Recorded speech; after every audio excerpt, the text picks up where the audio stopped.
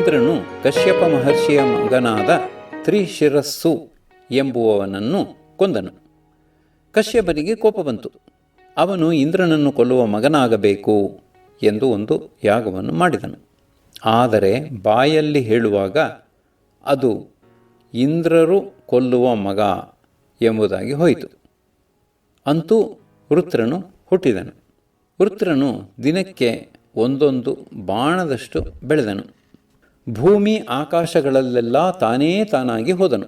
ಆಗ ಅವನನ್ನು ಕಂಡು ಇಂದ್ರನಿಗೆ ಅಂಜಿಕೆಯಾಗಿ ಹೋಗಿ ಮಹಾವಿಷ್ಣುವನ್ನು ಕೇಳಿಕೊಂಡನು. ಆತನು, ನೀನೇ ಅವನೊಡನೆ ಸ್ನೇಹ ಮಾಡಿಕೊಂಡು ಸಮಯ ನೋಡಿ ಕೊಲ್ಲಬೇಕು, ಯುದ್ಧದಲ್ಲಿ ನೀನು ಆತನನ್ನು ಗೆಲ್ಲಲಾರೆ ಎಂದನು. ಅದರಂತೆ ಇಂದ್ರನು ವೃತ್ರನೊಡನೆ ಸ್ನೇಹಕ್ಕೆ ಬಂದನು. ವೃತ್ರನು ಇಂದ್ರನನ್ನು ನಂಬಲಿಲ್ಲ. ಆಗ ಇಂದ್ರನು, ನಾನು ನಿನ್ನ ಮೇಲೆ ಯಾವ ಆಯುಧವನ್ನೂ ಪ್ರಯೋಗಿಸುವುದಿಲ್ಲ, ಮಣ್ಣು ನೀರು ಬೆಂಕಿಗಳನ್ನು ನಿನ್ನ ಮೇಲೆ ಹೊಡೆಯುವುದಿಲ್ಲ, ಹಗಲು ನಿನ್ನೊಡನೆ ಯುದ್ಧ ಮಾಡುವುದಿಲ್ಲ, ರಾತ್ರಿ ಯುದ್ಧ ಮಾಡುವುದಿಲ್ಲ, ಇನ್ನೇನು ಆಣೆ ಇದೆ ಹೇಳು ಎಂದನು. ಆ ಆಣೆಗಳಿಂದ ವೃತ್ರನು ಇಂದ್ರನನ್ನು ನಂಬಿದನು. ಇದಕ್ಕೆ ನಂಬಿಕೆಯಾಗುವಂತೆ ಇಂದ್ರನು ಇಂದ್ರ ಪದವಿಯನ್ನು ವೃತ್ರನಿಗೆ ಬಿಟ್ಟುಕೊಟ್ಟನು.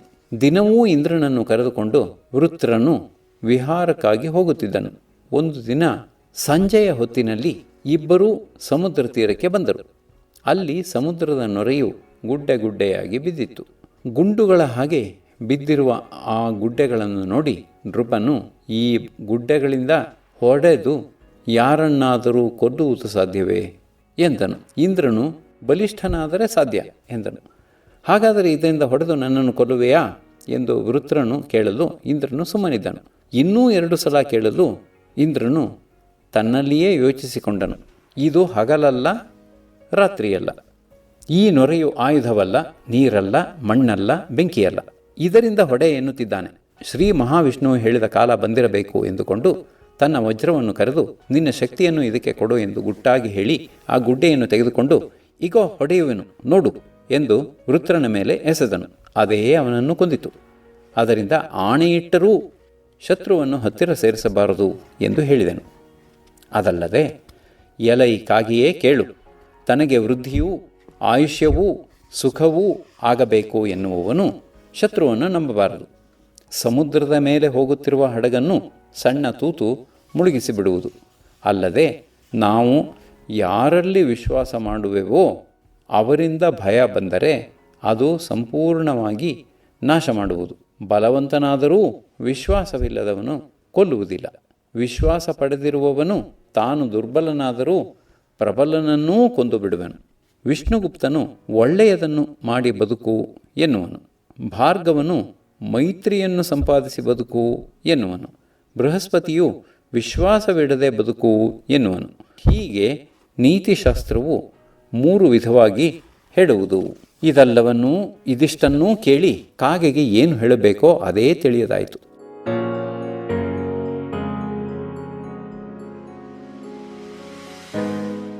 ಆಹಾಹಾ, ನೋಡಿದೆಯಾ, ನೀತಿಶಾಸ್ತ್ರದಲ್ಲಿ ಈ ಹಿರಣ್ಯಕನು ಎಷ್ಟು ನಿಪುಣನು. ಅದರಿಂದಲೇ ತಾನೇ ನಾನು ಈತನ ಮೈತ್ರಿಯು ಬೇಕು ಎಂದು ಇಷ್ಟು ಒದ್ದಾಡುತ್ತಿರುವುದು ಎಂದುಕೊಂಡು ಮತ್ತೆ ಹೇಳಿತು. ಎಲ ಈ ಹಿರಣ್ಯಕನೇ, ಸಜ್ಜನರಿಗೆ 7 ಹೆಜ್ಜೆ ನಡೆಯುವಷ್ಟರಲ್ಲಿ ಮೈತ್ರಿಯಾಗುವುದು ಎಂದು ಹೇಳುವರು. ಅದರಿಂದ ನೀನು ನನ್ನ ಮಿತ್ರನಾಗಿ ಹೋಗಿರುವೆ. ಈಗ ನನ್ನ ಮಾತನ್ನು ಕೇಳಲೇಬೇಕು. ನೀನು ನನ್ನನ್ನು ನಂಬುವುದಿಲ್ಲ, ಹೋಗಲಿ. ನೀನು ಬಿಲದಲ್ಲಿಯೇ ಇದ್ದುಕೊಂಡು ನನ್ನೊಡನೆ ಮಾತುಕತೆಗಳನ್ನು ಆಡಿ ಒಳ್ಳೆಯದು ಕೆಟ್ಟದ್ದನ್ನು ತಿಳಿಯಬಹುದಲ್ಲ, ಹೇಳಬಹುದಲ್ಲ, ಅಷ್ಟಾದರೂ ಮಾಡು ಎಂದಿತು. ಅದನ್ನು ಕೇಳಿ ಹಿರಣ್ಯಕನು ಯೋಚಿಸಿತು. ಈ ಮಾತು ಆಡಿದುದರಿಂದ ಈ ಲಘುಪತನಕನು ಯೋಗ್ಯನು, ಬಲ್ಲವನು, ಸತ್ಯವಂತನು ಎಂದಾಯಿತು. ಇದರಿಂದ ಇವನೊಡನೆ ಮೈತ್ರಿಯನ್ನು ಮಾಡಬೇಕು ಎಂದುಕೊಂಡು, ಹಾಗಾದರೆ ನೀನು ಯಾವಾಗಲೂ ನನ್ನ ಬಿಲದಲ್ಲಿ ಕಾಲೂ ಇಡಕೂಡದು, ಇದಕ್ಕೆ ಒಪ್ಪುವೆಯಾ ಎಂದು ಕೇಳಿತು. ಕಾಗೆಯು ಒಪ್ಪಿತು. ಇಬ್ಬರಲ್ಲಿಯೂ ಸ್ನೇಹವಾಯಿತು. ಇಬ್ಬರೂ ಸ್ನೇಹಿತರಾಗಿ ಒಬ್ಬರಿಗೊಬ್ಬರು ಏನಾದರೂ ಒಂದು ಉಪಕಾರ ಮಾಡುತ್ತಾ ಕಾಲವನ್ನು ಕಳೆಯುತ್ತಿದ್ದರು. ಲಘುಪತನಕನು ಒಳ್ಳೆಯ ಮಾಂಸದ ತುಂಡುಗಳು, ಏನಾದರೂ ಉತ್ತಮವಾದ ತಿಂಡಿಗಳು ಸಿಕ್ಕರೆ ಅವನ್ನು ತಂದು ಹಿರಣ್ಯಕನಿಗೆ ಕೊಡುವನು. ಹಿರಣ್ಯಕನೂ ತನಗೆ ಸಿಕ್ಕಿದ ಉತ್ತಮವಾದ ಅಕ್ಕಿ, ತಿಂಡಿ ಮೊದಲಾದವುಗಳನ್ನು ಲಘುಪತನಿಕನಿಗೆ ಎಂದು ತೆಗೆದಿಟ್ಟು ಕೊಡುವುದು. ಇದೇ ತಾನೇ ಮಿತ್ರಲಕ್ಷಣ ಎನ್ನುವುದು. ಕೇಳಿಲ್ಲವೇ? ಕೊಡುವ ಕೊಂಬನು ಗುಟ್ಟು ಹೇಳುವ ಕೇಳುವ, ಉಂಬ ಉಣಿಸುವ ಗೆಳೆಯನ ಲಕ್ಷಣ. ಆರು ಉಪಕೃತಿಯಿಲ್ಲದೆ ಪ್ರೀತಿಯು ಜನಿಸುಗಮೇಂ, ಕಾಣಿಕೆಯೊಪ್ಪಿಸೆ ದೇವನು ಒಲಿವನಲೇ. ಕೊಡುವುದಿಲ್ಲದೆ ಕೂರ್ಮೆ ಬೆಳೆಯುವುದೇ ಲೋಕದೊಳು, ಹಾಲು ಕೊಡದಿರೆ ಕರುವು ತಾಯಿ ಬಳಿ ಸೇರುವುದೇ. ಮಗನಿಗೆ ಮಿಗಿಲೈ ದಾನವು ನೋಡು, ವಿವೇಕವಿಲ್ಲದ ಪಶುಗಳ ನೋಡು. ತಿಂಡಿಯ ನೀಡಲು ಕರುವನ್ನು ಮರೆತು ಹಾಲೆಲ್ಲವ ಕೊಡುವುದು ಎಮ್ಮೆಯದು. ಅಷ್ಟೇನು? ಹೀಗೆ ಕಾಗೆಗೂ ಇಲಿಗೂ ಪ್ರೀತಿಯು ಒಂದೇ ಸಮನಾಗಿ ಬೆಳೆದು ಅವಕ್ಕೆ ಸ್ನೇಹವು ಬಲವಾಗಿ ಏರ್ಪಟ್ಟಿತು. ಒಂದೊಂದು ದಿವಸ ಆ ಇಲಿಯು ಕಾಗೆಯ ರೆಕ್ಕೆಗಳಲ್ಲಿ ಸೇರಿಕೊಳ್ಳುವುದು. ಅಷ್ಟು ಮಟ್ಟಿಗೆ ಇಬ್ಬರ ಪ್ರೀತಿಯು ಬೆಳೆಯಿತು. ಒಂದು ದಿನ ಕಾಗೆಯು ಇಲಿಯ ಬಳಿ ಮಾತನಾಡುತ್ತಾ ಅದರ ಕಣ್ಣಿನಲ್ಲಿ ನೀರು ಊರಿತ್ತು. ಬಿಗಿದುಕೊಂಡಿರುವ ಕತ್ತಿನಿಂದ ಮಾತನಾಡುತ್ತಾ, ಹಿರಣ್ಯಕ, ನನಗೇಕೋ ಈ ದೇಶವೇ ಬೇಡವಾಗಿರುವುದು, ಅದರಿಂದ ಇನ್ನೆಲ್ಲಿಯಾದರೂ ಹೋಗುವೆನು ಎಂದು ಹೇಳಿತು. ಹಿರಣ್ಯಕನು ಗಾಬರಿಗೊಂಡು, ಅಯ್ಯ, ಅಂತಹ ವಿರಕ್ತಿಗೆ ಏನು ಕಾರಣ ಎಂದು ಕೇಳಿತು. ಕಾಗೆಯು ಹೇಳಿತು, ಈ ದೇಶದಲ್ಲಿ ದೊಡ್ಡದಾದ ಬರಗಾಲವು ಬಂದಿದೆ. ತಮಗೇ ಹೊಟ್ಟೆಗಿಲ್ಲದ ಜನರು ಹಕ್ಕಿಗಳಿಗೆ ಏನು ಕೊಟ್ಟಾರು? ಸಾಲದೆ ಜನರು ಹೊಟ್ಟೆಗಿಲ್ಲದೆ ಹಕ್ಕಿಗಳನ್ನಾದರೂ ಹಿಡಿದು ತಿನ್ನೋಣವೆಂದು ಬಲೆಗಳನ್ನು ನೇಯಲು ಹಗ್ಗಗಳನ್ನು ಹೊಸೆಯುತ್ತಿದ್ದಾರೆ. ಇದರಿಂದ ನಾನೂ ಈ ಬಲೆಗೆ ಸಿಕ್ಕಿ ಹಾಕಿಕೊಂಡಿದ್ದು ಇನ್ನೂ ಆಯಸ್ಸು ಇತ್ತಾಗಿ ಬಿಡಿಸಿಕೊಂಡು ಬಂದೆನು. ಇದರಿಂದ ಇಷ್ಟು ಬೇಸರವಾಗಿರುವುದು. ಹಿರಣ್ಯಕನು ಕೇಳಿತು, ನೀನು ಎಲ್ಲಿಗೆ ಹೋಗಬೇಕೆಂದಿರುವೆ? ಕಾಗೆಯು ಹೇಳಿತು, ದಕ್ಷಿಣ ದೇಶದಲ್ಲಿ ಒಂದು ಭಾರಿಯ ಕಾಡು ಇದೆ. ಅದರ ನಡುವೆ ಒಂದು ದೊಡ್ಡ ಸರೋವರವಿದೆ. ಅಲ್ಲಿ ಮಂಥರಕನೆಂಬ ಒಂದು ಆಮೆ ಇದೆ. ಅದು ನನಗೆ ನಿನಗಿಂತ ಹೆಚ್ಚಿನ ಮಿತ್ರನು. ಅವನು ನನಗೆ ಮೃದು ಮಾಂಸಗಳನ್ನು ಕೊಡುವನು. ಅದನ್ನು ತಿಂದುಕೊಂಡು ಆತನ ಜೊತೆಯಲ್ಲಿ ಸುಖವಾಗಿ ಮಾತುಕಥೆಗಳನ್ನು ನಡೆಸಿಕೊಂಡು ಇದ್ದು ಹೋಗುವೆನು. ಇಲ್ಲಿದ್ದುಕೊಂಡು ಈ ಹಕ್ಕಿಗಳು ಬಲೆಯಲ್ಲಿ ಸಿಕ್ಕಿಕೊಂಡು ಸಾಯುವುದನ್ನು ನೋಡಿಕೊಂಡು ಇರಲಾರನು. ಕೇಳಿಲ್ಲವೇ? ಮಳೆಯಿಲ್ಲದೆ ದೇಶವೆಲ್ಲವೂ ಬೆಂದು ಹೋಗಿ ಬೆಳೆಗಳೆಲ್ಲವೂ ನಷ್ಟವಾಗಿ ಹೊಲವು ಕಾಡಾದಾಗ ದೇಶಭಂಗವು ಕುಲಕ್ಷಯವೂ ಆಗುವುದು. ಅಯ್ಯ, ಅದನ್ನು ಯೋಗ್ಯರು ನೋಡಬಾರದು. ನಮ್ಮಂಥವರಿಗೆ ಯಾವ ದೇಶಕ್ಕೆ ಹೋದರೇನು, ಅದೇ ಸ್ವದೇಶವಾಗುವುದು. ಹಿರಣ್ಯಕನು ಹೇಳಿತು, ಹಾಗಿದ್ದರೆ ನಾನು ನಿನ್ನೊಡನೆ ಬರುವೆನು. ನನಗೂ ಸಹಿಸಲಾರದ ದುಃಖವು ಬಂದಿದೆ. ಕಾಗೆಯು ಹೇಳಿತು, ಅದೇನು ನಿನ್ನ ದುಃಖ? ಅದನ್ನು ಮೊದಲು ಹೇಳು. ಇಲಿಯು ಹೇಳಿತು, ಹೇಳಬೇಕು ಎಂದರೆ ಬೇಕಾದಷ್ಟಿದೆ. ಅಲ್ಲಿಗೆ ಹೋದ ಮೇಲೆಯೇ ಎಲ್ಲವನ್ನೂ ಹೇಳುವೆನು. ಕಾಗೆಯು ಹೇಳಿತು, ನಾನು ಆಕಾಶದಲ್ಲಿ ಹೋಗುವವನು. ನೀನು ನನ್ನ ಜೊತೆಯಲ್ಲಿ ಹೋಗುವುದು ಹೇಗೆ? ಇಲಿಯು ಹೇಳಿತು, ನೀನು ನನ್ನನ್ನು ಕಾಪಾಡಬೇಕು ಎಂದಿದ್ದರೆ ನನ್ನನ್ನು ನಿನ್ನ ಬೆನ್ನಿನ ಮೇಲೆ ಕೂರಿಸಿಕೊಂಡು ಹೋಗುವೆ. ಆ ಮಾತನ್ನು ಕೇಳಿ ಕಾಗೆಗೆ ಬಹು ಸಂತೋಷವಾಯಿತು. ಹೇಳಿತು, ನೀನು ಅದಕ್ಕೆ ಒಪ್ಪಿದರೆ ನಾನು ಧನ್ಯನು. ನೀನೂ ಜೊತೆಯಲ್ಲಿ ಇರುವುದಾದರೆ ಅದಕ್ಕಿಂತ ನನಗೆ ಆಗಬೇಕಾದುದು ಇನ್ನೇನು? ನಾನು ಸಂಪಾತ, ವಿಪ್ರಪಾತ, ಮಹಾಪಾತ, ನಿಪಾತನ, ವಕ್ರ, ತಿರ್ಯ, ಜ್ಞಾನ, ಯೂರ್ಧಯಾನ, ರಘುಯಾನ ಎಂಬ 8 ರೀತಿಯ ಹಾರುವಿಕೆಗಳನ್ನು ಬಲ್ಲನು. ನೀನು ನನ್ನ ಬೆನ್ನಿನ ಮೇಲೆ ಕುಳಿತುಕೋ. ನಿನ್ನನ್ನು ಸುಖವಾಗಿ ಆ ಸರೋವರದ ಬಳಿಗೆ ಕರೆದುಕೊಂಡು ಹೋಗುವೆನು ಎಂದಿತು. ಇಲಿಯು ಅದರ ಬೆನ್ನಿನ ಮೇಲೆ ಹತ್ತಿ ಕುಳಿತುಕೊಂಡಿತು. ಕಾಗೆಯು ತನ್ನನ್ನು ಏರಿಕೊಂಡಿರುವ ಇಲಿಗೆ ಆಯಾಸವಾಗದಂತೆ ಸುಖವಾಗಿ ಸಂಪಾತವೆಂಬ ರೀತಿಯಲ್ಲಿ ಹಾರುತ್ತಾ ಹೋಗಿ ಸರೋವರವನ್ನು ಸೇರಿತು. ಇವೆರಡೂ ಬಂದಾಗ ಮಂಥರಕನೆಂಬ ಆಮೆಯು ಸರೋವರದ ತೀರದಲ್ಲಿಯೇ ಇತ್ತು. ಇಲಿಯನ್ನು ಬೆನ್ನಿನ ಮೇಲೆ ಇಟ್ಟುಕೊಂಡು ಬರುತ್ತಿರುವ ಕಾಗೆಯನ್ನು ಕಂಡು ಯಾರೋ ಏನೋ ಎಂದು ಅದು ತಟ್ಟನೆ ಹೋಗಿ ನೀರಿಗೆ ಧುಮುಕಿತು.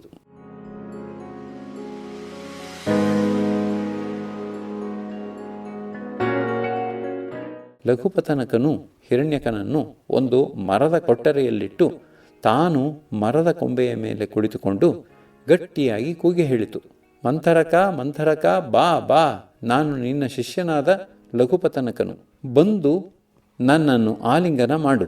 ಪಚ್ಚಕರ್ಪೂರವನ್ನು ಸೇರಿಸಿದ ಚಂದನ ಗಂಧಕ್ಕಿಂತಲೂ ಮಿತ್ರರ ಆಲಿಂಗನವು ಹಿತ ಎನ್ನುವರು.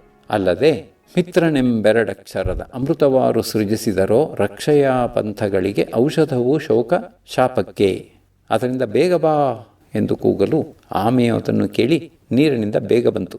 ಅದರ ಮೈಯೆಲ್ಲ ಜುಮ್ಮೆಂದು ಕಣ್ಣುಗಳಲ್ಲಿ ಆನಂದದಿಂದ ಹನಿಗಳು ಉದುರುತ್ತಿದ್ದವು.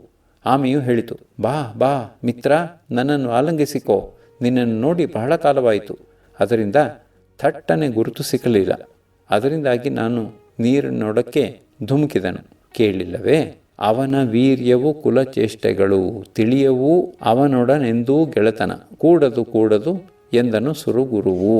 ಹೀಗೆನ್ನಲು ಕಾಗೆಯು ಮರದಿಂದ ಇಳಿದು ಬಂದು ಆಮೆಯನ್ನು ಆಲಿಂಗಿಸಿಕೊಂಡಿತು. ಮಿತ್ರನ ಆಲಿಂಗನಕ್ಕಿಂತ ಇನ್ನು ಸುಖವುಂಟೆ? ಹೀಗೆ ಒಬ್ಬರನ್ನೊಬ್ಬರು ತಬ್ಬಿಕೊಂಡು ತಮ್ಮ ತಮ್ಮ ಕಷ್ಟ ಸುಖಗಳನ್ನು ಹೇಳಿಕೊಳ್ಳುತ್ತಾ ಕೊಂಚ ಕಾಲ ಹಾಗೆಯೇ ಮಾತನಾಡುತ್ತಿದ್ದರು. ಕಾಗೆಯು ಇಲಿಯನ್ನು ಕರೆಯಿತು.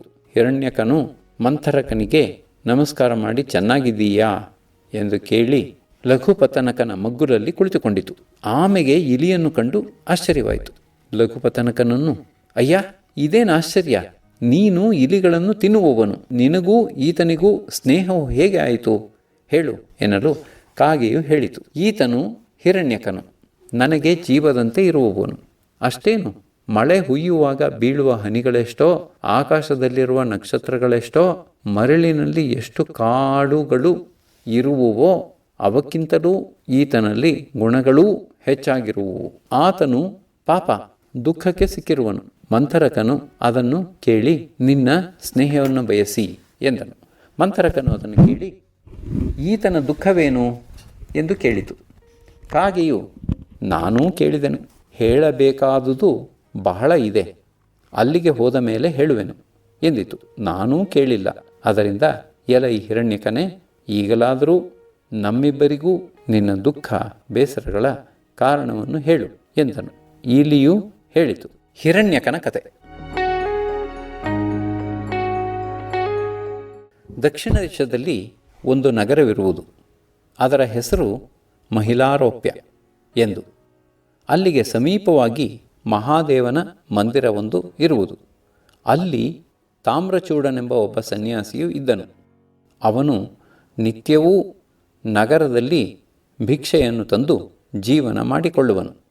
ಆತನು ತಾನು ಊಟ ಮಾಡಿ ಉಳಿದುದನ್ನು ಭಿಕ್ಷೆಯ ಪಾತ್ರೆಯಲ್ಲಿಯೇ ಇಟ್ಟು ಆ ಭಿಕ್ಷಾ ಪಾತ್ರೆಯನ್ನು ನಾಗವಾಸಕ್ಕೆ ನೇತು ಹಾಕಿ ಮಲಗಿಕೊಳ್ಳುವನು. ಬೆಳಗ್ಗೆದ್ದು ಆ ತಂಗಳನ್ನು ಆಳುಗಳಿಗೆ ಕೊಟ್ಟು ದೇವಸ್ಥಾನದಲ್ಲಿ ಗುಡಿಸುವುದು, ರಂಗವಲ್ಲಿ ಹಾಕುವುದು ಮೊದಲಾದ ಕೆಲಸಗಳನ್ನು ಮಾಡಿಕೊಂಡು ಒಂದು ದಿನ ತನ್ನ ಪರಿವಾರದವರೆಲ್ಲ ಬಂದು, ದೇವ, ಈ ಮಠದಲ್ಲಿ ನಾಗವಾಸದಲ್ಲಿ ಅನ್ನದ ಪಾತ್ರೆ ಇರುವುದು, ಅದನ್ನು ನಾವು ಎಟುಕಿಸಿಕೊಳ್ಳಲಾರೆವು. ನೀನಾದರೆ ಅದನ್ನು ತರಬಲ್ಲೆ. ಅದರಿಂದ ಏಕೆ ಸುಮ್ಮನೆ ಅಲೆಯುವುದು? ನೀನು ಮನಸ್ಸು ಮಾಡಿದರೆ ಇವತ್ತು ನಮಗೆ ಬೇಕಾದ ಹಾಗೆ ಊಟವಾಗುವುದು ಎಂದು ಹೇಳಿಕೊಂಡುವು. ಅದನ್ನು ಕೇಳಿ ಆ ಕೂಡಲೇ ಅವರೊಡನೆ ನಾನು ಅಲ್ಲಿಗೆ ಹೋದೆನು. ಹಾರಿ ಆ ಭಿಕ್ಷಾಪಾತ್ರೆಯ ಮೇಲೆ ಕುಳಿತೆನು. ಅಲ್ಲಿದ್ದ ತಿಂಡಿಗಳನ್ನೆಲ್ಲ ಆ ಪರಿವಾರದವರಿಗೆ ಕೊಟ್ಟು ಉಳಿದುದನ್ನು ನಾನು ಭಕ್ಷಿಸಿದೆನು. ಎಲ್ಲರೂ ತೃಪ್ತರಾಗಿ ಹಿಂತಿರುಗಿ ಬಂದೆವು. ಹೀಗೆಯೇ ದಿನವೂ ನಾವು ಅಲ್ಲಿಗೆ ಹೋಗುವುದು, ಆ ಸನ್ಯಾಸಿಯು ಆದಷ್ಟು ಮಟ್ಟಿಗೆ ಅದನ್ನು ರಕ್ಷಿಸುವುದು, ಆತನು ನಿದ್ದೆ ಹೋಗುತ್ತಲೂ ನಾನು ಅಲ್ಲಿಗೆ ಹೋಗಿ ನನ್ನ ಕಾರ್ಯವನ್ನು ಮಾಡಿಕೊಳ್ಳುವುದು. ಹೀಗೆ ಅಷ್ಟು ಕಾಲ ನಡೆಯಿತು. ಸನ್ಯಾಸಿಯೂ ಬೇಕಾದಷ್ಟು ಮಾಡಿದನು. ಒಂದು ಒಡೆದ ಬಂಬನ್ನು ತಂದು ಅದರಿಂದ ಆ ಭಿಕ್ಷಾಪಾತ್ರೆಯನ್ನು ಹೊಡೆಯುವನು. ಆ ಸನ್ಯಾಸಿಗೆ ನನ್ನ ದಿಗಿಲಾಗ ಹೋಯಿತು. ನಿದ್ದೆಯಲ್ಲಿಯೂ ಆ ಪಾತ್ರೆಯನ್ನು ಹೀಗೆ ಎನ್ನುತ್ತಿರುವ ಮಟ್ಟಿಗೆ ಆಯಿತು. ನಾನೂ ಕೂಡ ಆ ಬೊಂಬಿನಿಂದ ಏಟು ಬಿದ್ದೀತು ಎಂದು ಹೆದರಿ ಆಗಾಗ ಹಿಂದೆ ಹೋಗುವೆನು. ಹೀಗೆಯೇ ಆತನು ನಿದ್ದೆ ಹೋದಾಗ ಮುಂದೆ ಹೋಗುವುದು, ಅವನು ಬೊಂಬು ಆಡಿಸಿದಾಗ ಹಿಂದೆ ಹೋಗುವುದು. ಹೀಗೆಯೇ ಅಷ್ಟು ಕಾಲ ನಡೆಯಿತು.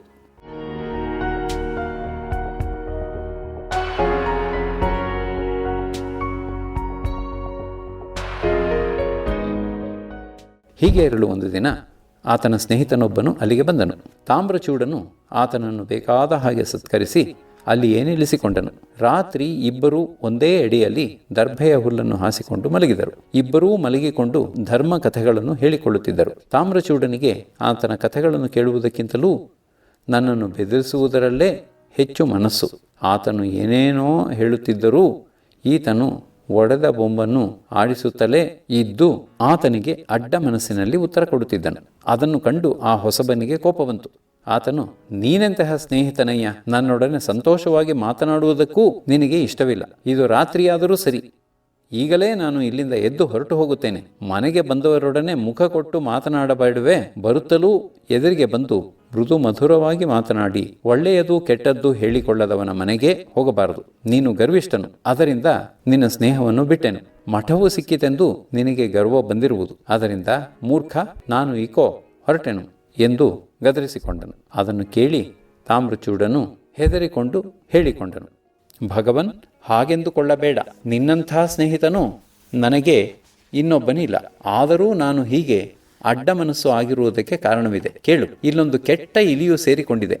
ಅದು ಅಷ್ಟೆತ್ತರದಲ್ಲಿ ಕಟ್ಟಿರುವ ಭಿಕ್ಷಾಪಾತ್ರೆಗೆ ನೆಗೆದು ಅದರಲ್ಲಿರುವ ಅನ್ನವನ್ನು ತಿಂದು ಹಾಕುತ್ತದೆ. ಅದು ಹೀಗೆ ಮಾಡುವುದರಿಂದ ಮಠದಲ್ಲಿ ಗುಡಿಸುವುದು ಸಾರಿಸುವುದು ಕೂಡ ನಿಂತು ಹೋಗಿದೆ. ಅದನ್ನು ಹೆದರಿಸುವುದಕ್ಕಾಗಿ ಈ ಬೊಂಬು ಆಡಿಸುತ್ತಾ ಇರಬೇಕಾಗಿದೆ. ನೀನೇ ನೋಡು, ಈ ಕೆಟ್ಟ ಇಲಿಯು ಬೆಕ್ಕು ಕೋತಿಗಳಿಗಿಂತ ಚೆನ್ನಾಗಿ ಹಾರಿ ಭಿಕ್ಷಾಪಾತ್ರೆಗೆ ಹೋಗುತ್ತದೆ ಎಂದನು. ಆ ಹೊಸಬನು ಅದನ್ನು ಕೇಳಿ ಅದರ ಬಿಲವೆಲ್ಲಿದೆ ಗೊತ್ತೇ ಎಂದು ಕೇಳಿದನು. ತಾಮ್ರಚೂಡನು ಗೊತ್ತಿಲ್ಲವೆನ್ನಲು, ಸರಿ ಇರಲಿ ಬಿಡು, ಅದರ ಬಿಲದಲ್ಲಿ ನಿಧಿ ಇದೆ. ಅದರ ಬಲದಿಂದಲೇ ಇದು ಇಷ್ಟು ಎತ್ತರ ಹಾರಬಲ್ಲದು. ಇದು ಶಾಂಡಿಲಿ ಮಾತೆಯು ಬಿಳಿಯ ಎಳ್ಳು ಕೊಟ್ಟು ಕರಿಯ ಎಳ್ಳು ತಂದ ಹಾಗೆ, ಸಂಶಯವಿಲ್ಲ ಎಂದನು. ತಾಮ್ರಚೂಟನು ಅದು ಹೇಗೆ ಎನ್ನಲು ಹೊಸಬನು ಹೇಳಿದನು. ಶಾಂಡಿಲಿ ಮಾತೆಯ ಕತೆ.